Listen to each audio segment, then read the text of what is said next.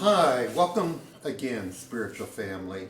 Today I'd like to talk more about the heart. What is the heart? How does it function? And what a gift it is. I see the heart as like this $1 million best automobile that ever been created. That we're all given that. But very, very few people are connected with their heart. They're too much in the mind and thought and their identity and whatnot. Today I'd like to look at how do you get to the heart? What's the process? The heart is something that you'll find is a peace, a center of peace and center of connection.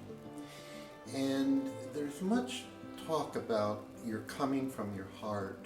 I can feel it. And a lot of times what that means is you're coming from your authenticity. But there's something that goes beyond that.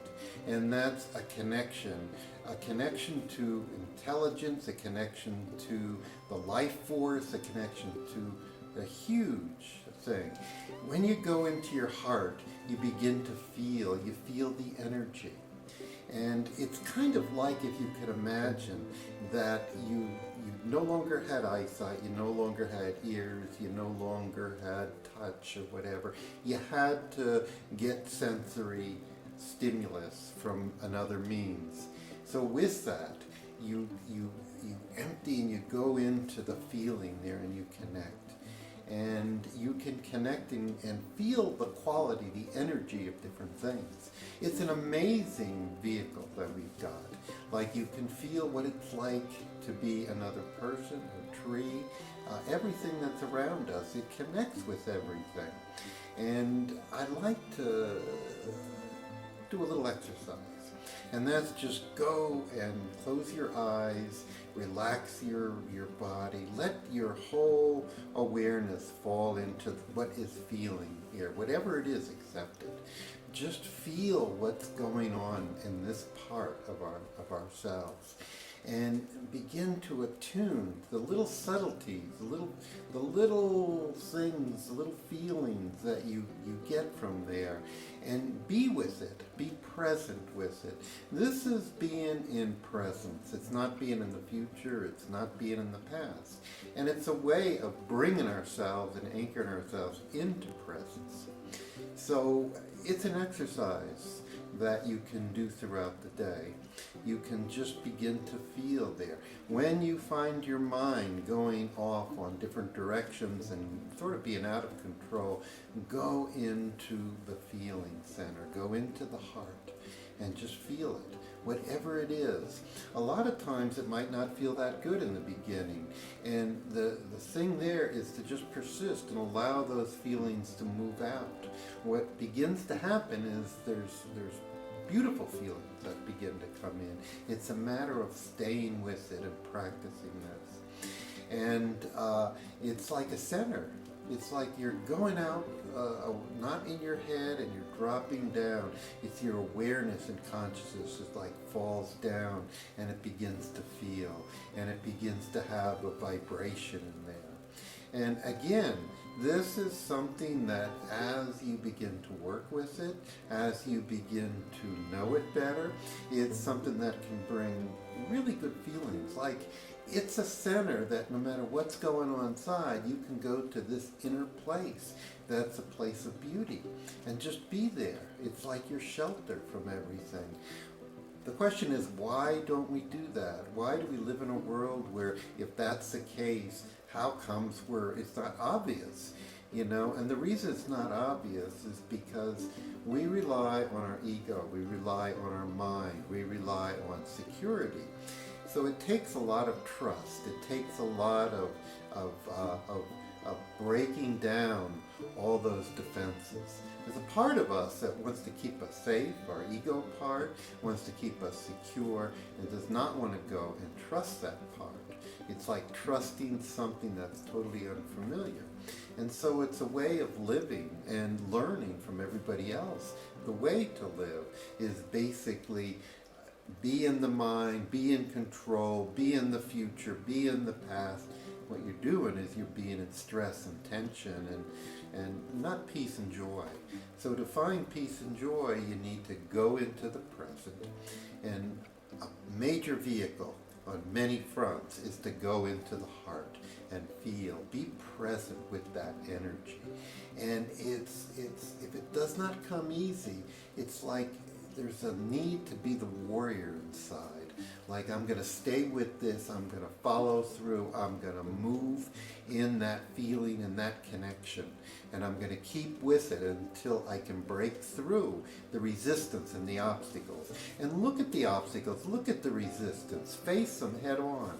This is the warrior inside. This is the part of us that can move through all the blocks and obstacles and begin to connect with the beauty inside.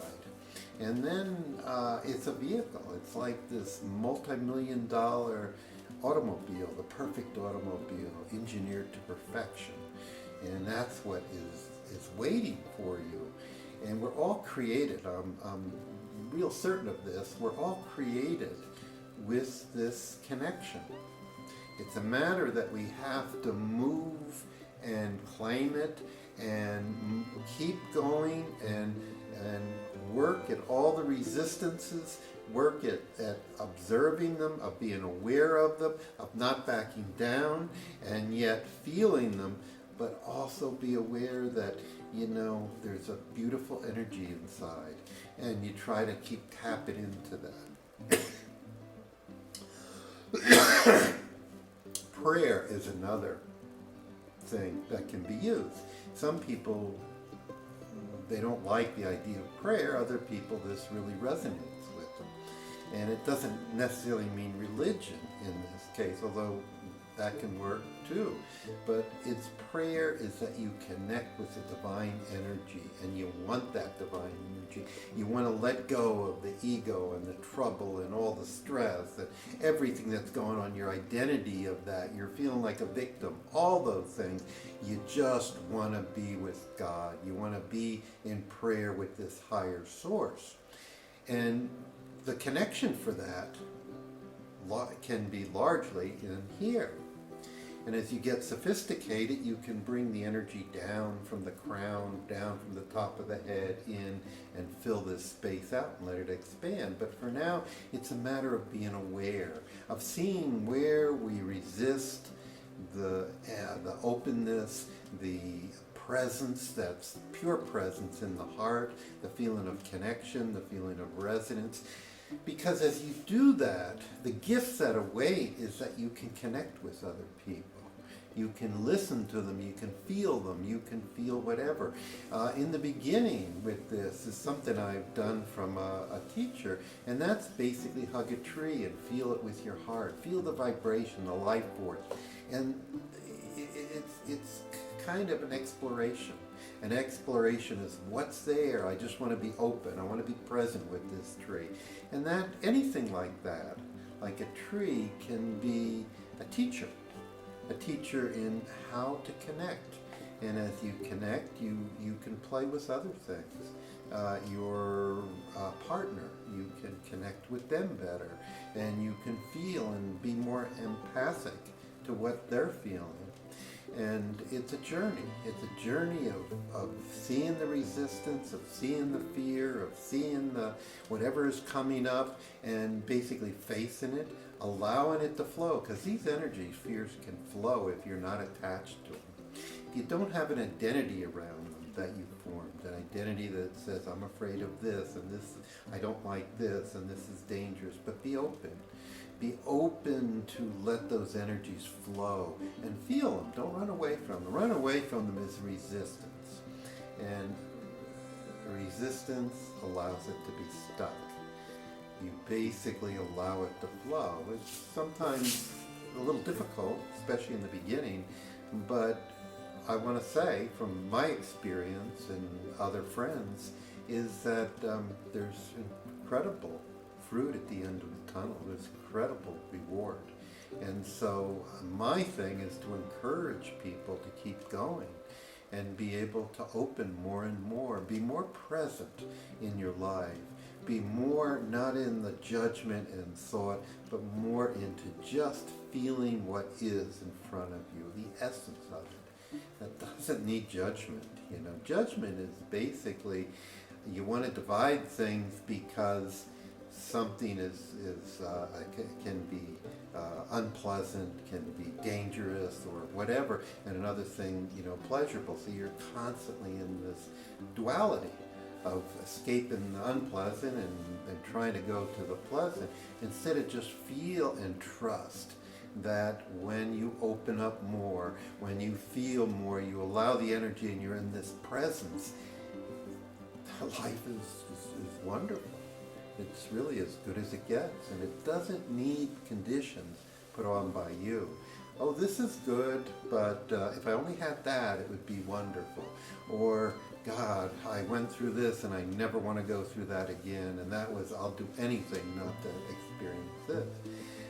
The other would be, I'm going to learn presence, and I'm going to learn how to navigate these things. I'm going to learn to trust in being present, to trust in this gift that I've got, to make it more accessible, to make it more of my tool to navigate on the earth, to feel peace and joy, to allow the energy to flow, and to be able to operate in the most optimum way.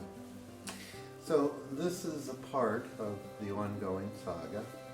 I'd like to talk a little bit about using this process to create.